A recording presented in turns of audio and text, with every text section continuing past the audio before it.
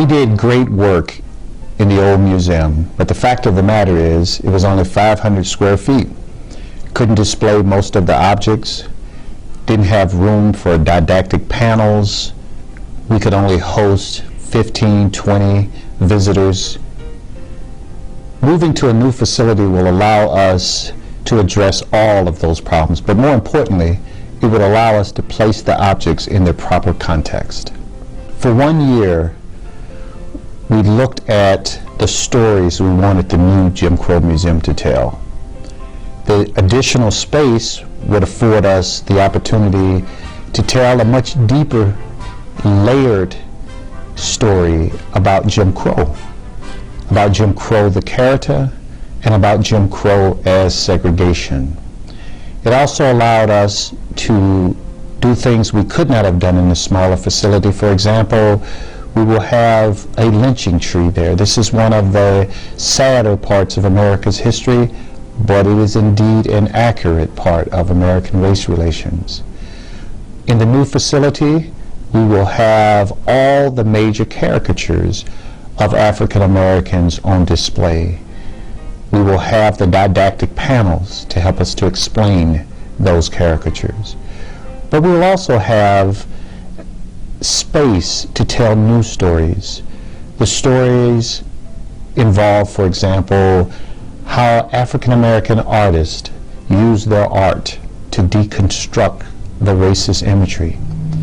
We will also tell the story of African American achievement, and it is a great story. Despite all of the segregation, the violence meted out against them, African Americans achieved great success in many areas, and we will be able to tell that story.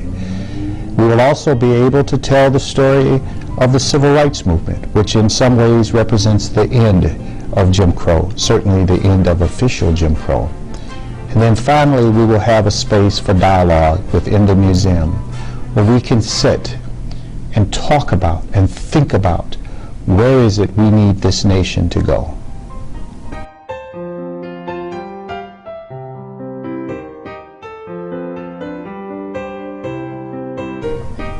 On April 26, 2012, we will have the grand opening ceremony for the Jim Crow Museum.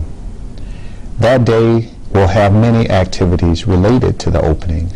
At 10 o'clock in the Williams Auditorium, we will host a reception. People milling around, discussing, talking about the process of building the Jim Crow Museum, looking forward to tours of the museum. 11 to 12, we will have the actual opening ceremony, and I hope to get through that ceremony without crying a whole lot. From 1 o'clock to 2 o'clock in the Rankin Art Gallery, there will be a conversation with me where I will discuss with people the process of building the museum and also answer their questions. I am very excited that from 2 o'clock to 3 o'clock, John McDonald, the Kendall artist who painted the Cloud of Witnesses mural, will be there. There will be a conversation with John McDonald. And then from 4 to 6 o'clock, we will have an acting troupe from Grand Valley State University, our sister institution, and they will act out skits related to racism and sexism and other forms of discrimination. From 1 o'clock to 5 o'clock, there will be open hours for the museum so that those who have not seen the new museum will see it.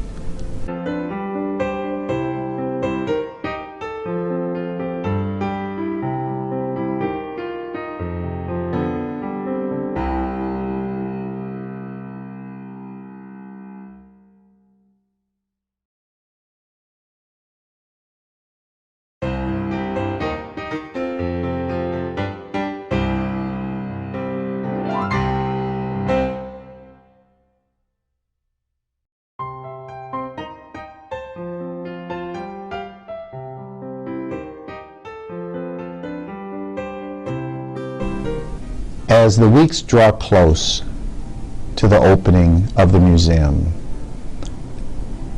I am excited beyond words. I've always seen the museum as a resource for our faculty and our staff and our students, and that is what it is. But it is for me also the culmination of many years of work. I am very grateful and appreciative to all the people who made this museum a reality, and I cannot wait for it to be opened.